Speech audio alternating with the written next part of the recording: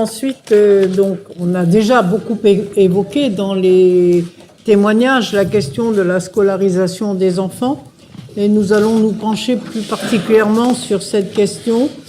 Et nous allons tout d'abord entendre l'expert, Madame Cerf.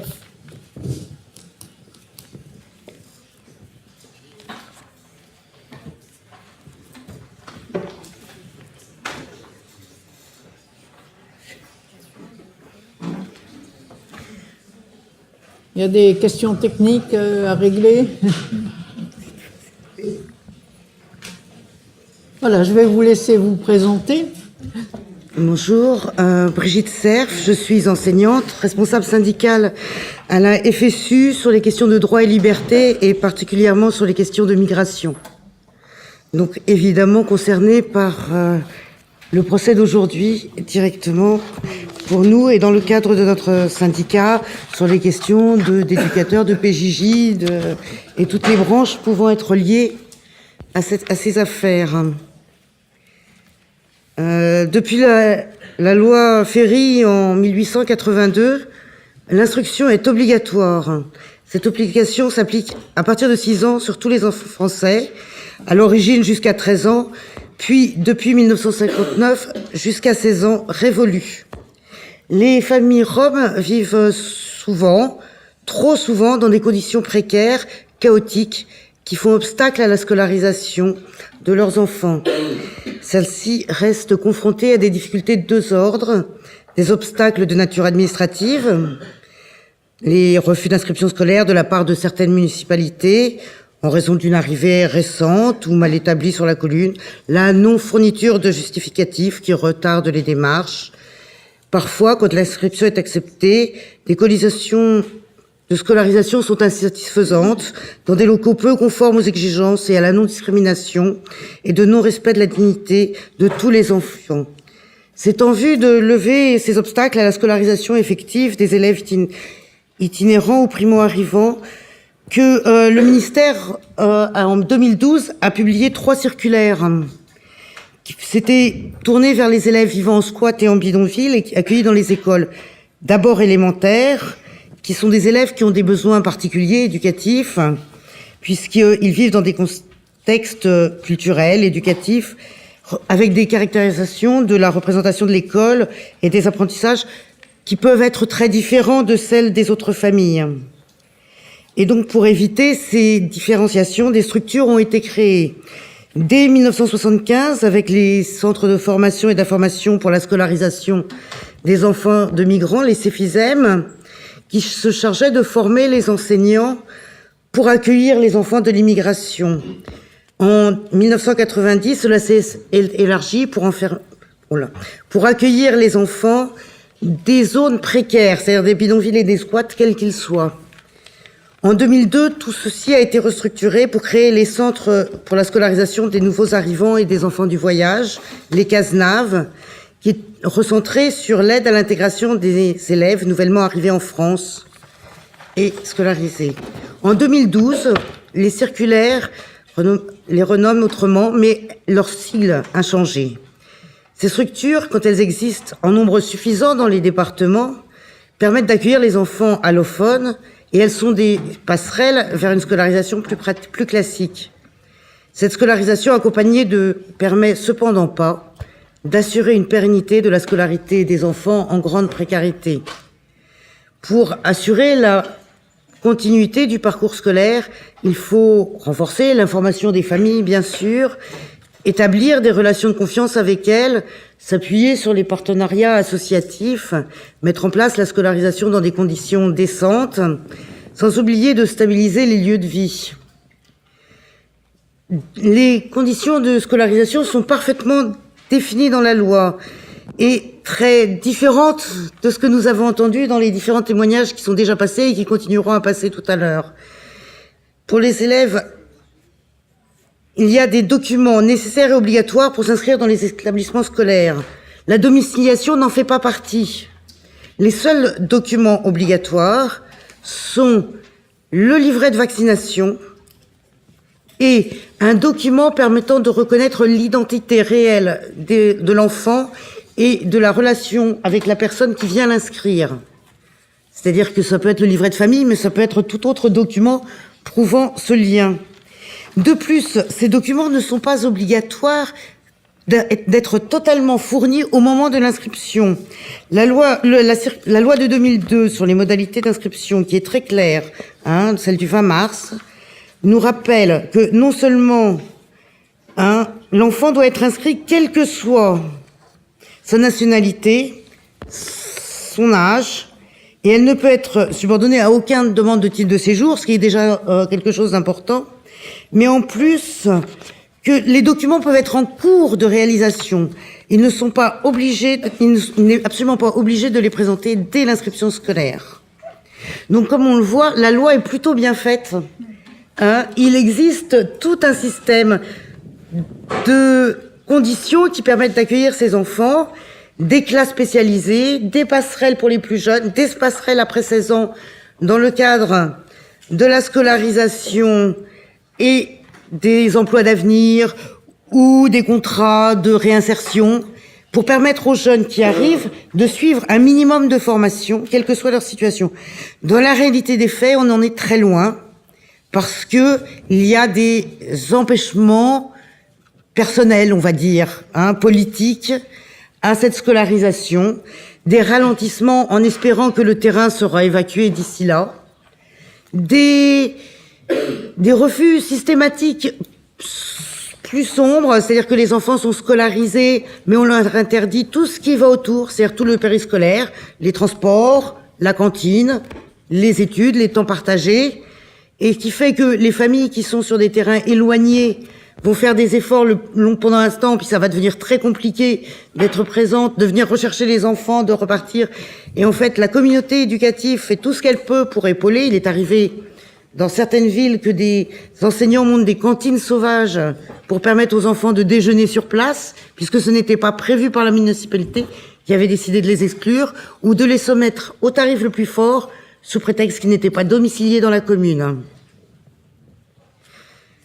Donc, je crois que le problème de la scolarité, de la stabilité scolarité, est lié au problème de la précarité, est lié au problème de la stigmatisation, et non pas forcément de la volonté enseignante ou de la volonté de la communauté éducative, car il est toujours possible de faire scolariser un enfant contre l'avis de la mairie, en passant par les inspections académiques ou les rectorats.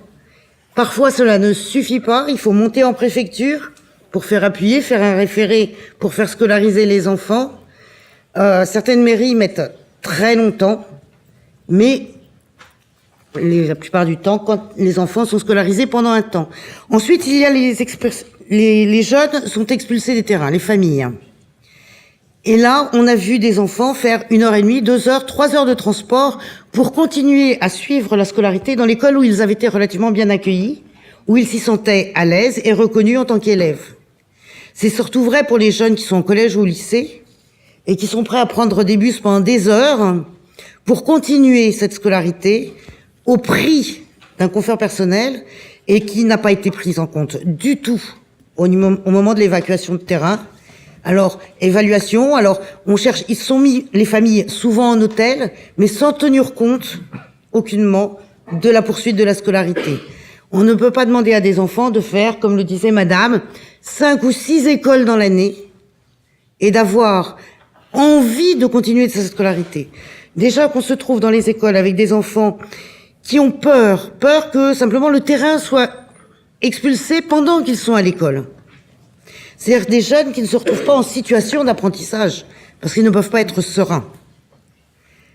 Donc c'est très difficile, et on a des jeunes très très généreux, courageux, très volontaires, qui, avec tout ce qu'ils subissent, sont vraiment volontaires dans l'apprentissage, et c'est assez affligeant de voir que rien n'est fait pour les aider. Donc ce que vous décrivez, c'est d'abord une loi plutôt bien faite, des pratiques qu'on pourrait appeler de guichet, des pratiques administratives qui ne sont pas légales et qui entraînent des refus de scolarisation, Et aussi les effets des expulsions qui font que les enfants sont éloignés de l'école ou sont contraints d'en faire plusieurs dans la même année, ou encore sont dans l'angoisse perpétuelle de l'expulsion et n'ont pas la disponibilité d'esprit pour apprendre.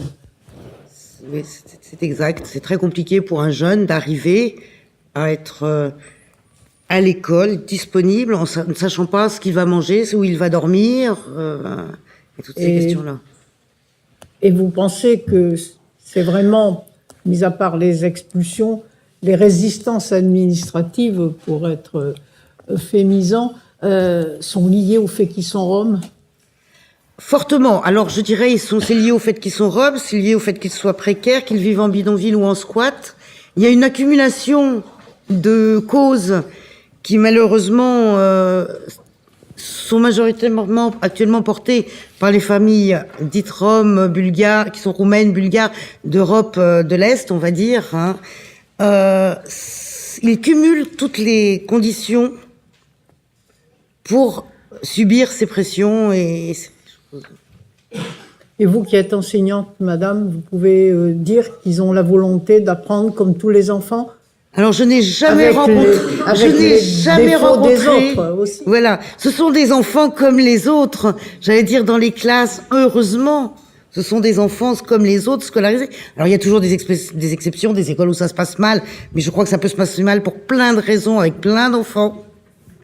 Mais là, ce sont des enfants comme les autres qui ont envie, des familles qui sont volontaires, qui demandent à être accompagnées, qui, dès qu'elles ont compris le fonctionnement de l'école, participent et viennent de leur volonté. On a vu des familles expulsées repartir et revenir sur le même terrain en sachant qu'elles se feront à nouveau expulser uniquement pour que les enfants aient une continuité scolaire, ou même repasser la frontière vite fait en laissant les enfants pour pouvoir protéger la continuité scolaire de leurs enfants.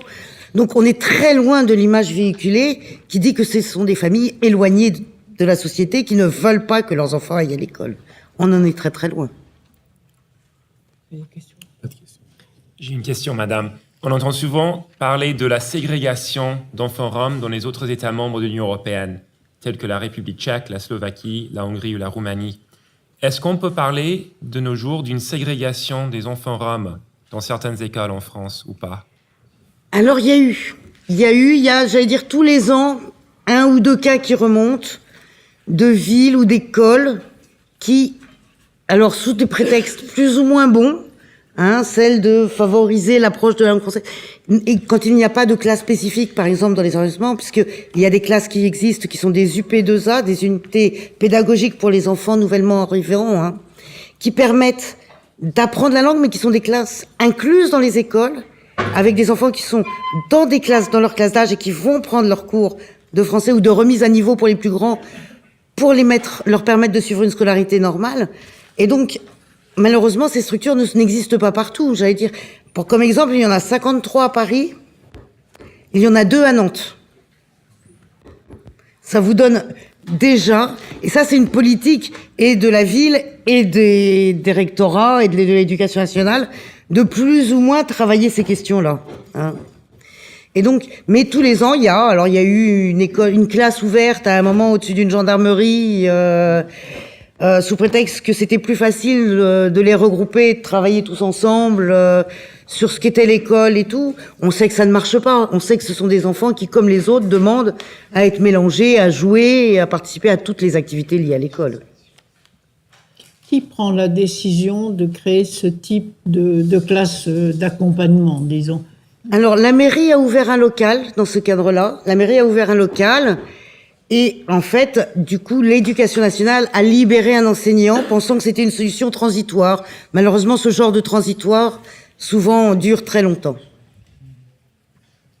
D'autres questions? Non. La partie civile a-t-elle des questions? Parquet? Oui, moi j'ai une question, madame. Oui.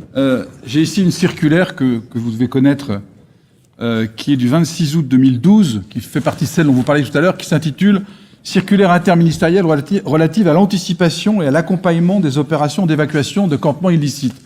Cette circulaire est signée par pas moins de 7 ministres, dont le ministre de l'Intérieur de l'époque, aujourd'hui Premier ministre, et elle appelle les préfets à un certain nombre de principes de respect de principe lorsqu'il doit y avoir des évacuations de campements, et en particulier à respecter l'incidence, je cite la circulaire, sur la fréquentation scolaire, notamment transport, cantine, fourniture scolaire, tous éléments devant, selon cette circulaire et en application des principes légaux que vous avez rappelés tout à l'heure, être pris en considération lorsqu'on doit néanmoins évacuer un campement. Est-ce que vous avez le sentiment que cette circulaire soit appliquée dans ce pays? Elle est très très peu appliquée. On va dire, on a quelques communes d'exception, on va dire ça comme ça, qui mettent tout en place, qui créent des transports pour permettre aux enfants des terrains de venir jusqu'à l'école. Mais c'est une exception. Dans la plupart des cas, les familles sont expulsées de terrain, renvoyées quelques jours à l'hôtel, parce que malheureusement, la plupart du temps, on leur donne 3 à 5 jours d'hébergement au moment de l'évacuation, donc on a l'impression qu'ils sont pris en charge. J'allais dire, quand les gens n'ont pas l'habitude autour et ils se disent, ben chouette, c'est fait, ils sont en hôtel, ils sont logés dans un hôtel social, il y a des structures qui vont s'occuper d'eux, puis au bout de 5 jours, les familles sont de nouveau à la rue. Donc ce ne sont pas des solutions. Et puis la scolarité, elle passe qu'après. Alors après, il y a le détournement, comme ce qu'on entendait tout à l'heure, c'est-à-dire des écoles où l'évacuation est prévue en juillet. Les évacuations des terrains ne sont prévues qu'en juillet, pour permettre la fin de l'année scolaire. On n'interrompt pas comme ça la continuité scolaire. Il rentrera dans une autre école pour la rentrée prochaine. C'est comme pour l'autorisation de scolarisation, les documents, c'est du détournement de la loi. La défense a-t-elle des questions? Pas de questions, Madame la Présidente. Le tribunal vous remercie, Madame.